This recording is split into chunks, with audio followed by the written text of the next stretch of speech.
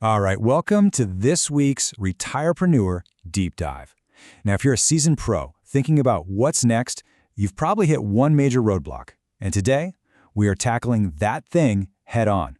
We're talking about how to turn all those years of experience into a real, legit business opportunity. You know the one I'm talking about. It all starts with this one, simple but totally paralyzing question. I mean, think about it. After decades of managing these huge, complex projects, leading entire teams, the second you think about launching something for yourself, this question just stops you dead in your tracks. But here's the thing we got to get straight. The real barrier? It's not that you're out of brilliant ideas. No way.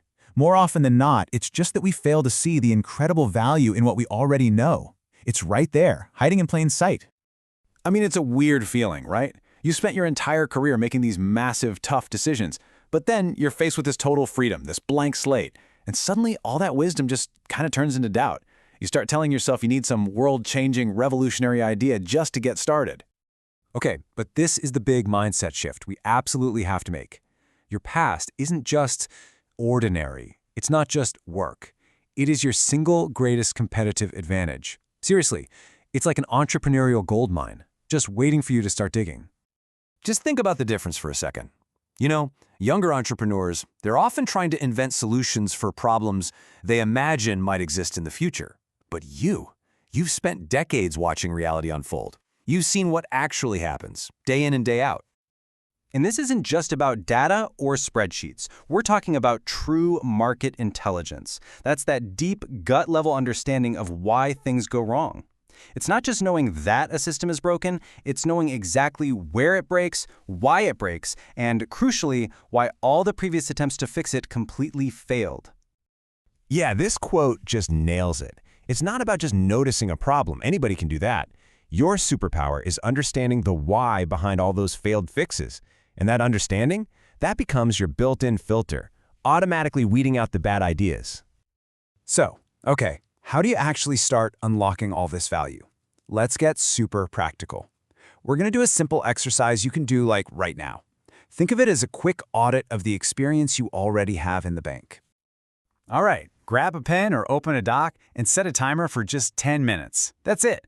The most important rule here is don't overthink it. Just let it flow. What were those recurring headaches that always landed on your desk? What were the things people constantly came to you for advice on? What industries or little niches do you just know like the back of your hand? And you know what? When that timer dings, I bet you're going to see something really powerful on that page. Your personal history. It's a treasure map. The patterns, the themes you just jotted down, they are pointing you directly to your most powerful business ideas. See? You don't have to invent something new. You just have to remember. Okay, so you've done the digging. You've got the raw material from your past. Now, let's start shaping it into an actual business idea. We're going to use something called the IDEATE Action Framework. It's a super simple 3-step method designed for exactly this moment. First up is I for identify, and this part is all about being ruthless. I mean it. You have to filter out all the nice-to-have ideas and focus only on the problems that cause real, measurable pain for a company or a customer. So here's your quick litmus test. Just ask yourself this one question. If the answer is yeah, they could, then the problem probably isn't painful enough.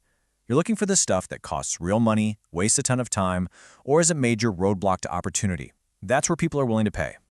Next up is D for discover, and the trick here is kind of counterintuitive. You need to look for the things that feel easy to you now, obvious even, because that feeling of ease, that doesn't mean the problem is simple. It means you've achieved mastery. What you can solve without even thinking about it is a huge, massive challenge for someone else. And finally, we have E for evaluate. Look, we all know analysis paralysis is a real dream killer. It probably kills more great ideas than actual failure ever does. So, instead of getting lost in a rabbit hole of research, the goal here is to run a few quick, decisive little tests to see if your idea has legs. All right, fast test number 1. Now listen to this.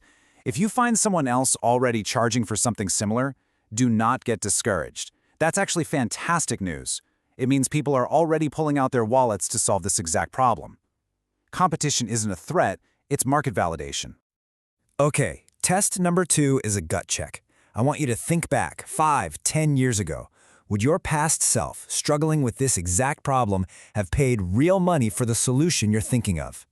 This makes sure you're solving a real deeply felt pain, not just some theoretical problem. And finally, fast test number 3. Can you explain the value of what you do in one single sentence? Something like, I help small marketing agencies cut their client reporting time in half. If you can't get it that simple, that clear, the idea just isn't cooked yet. Clarity is absolutely key.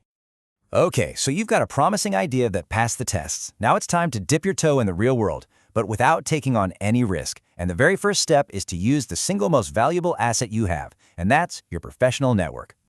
And check this out. Here is an incredibly powerful, totally free way to get some real market intel.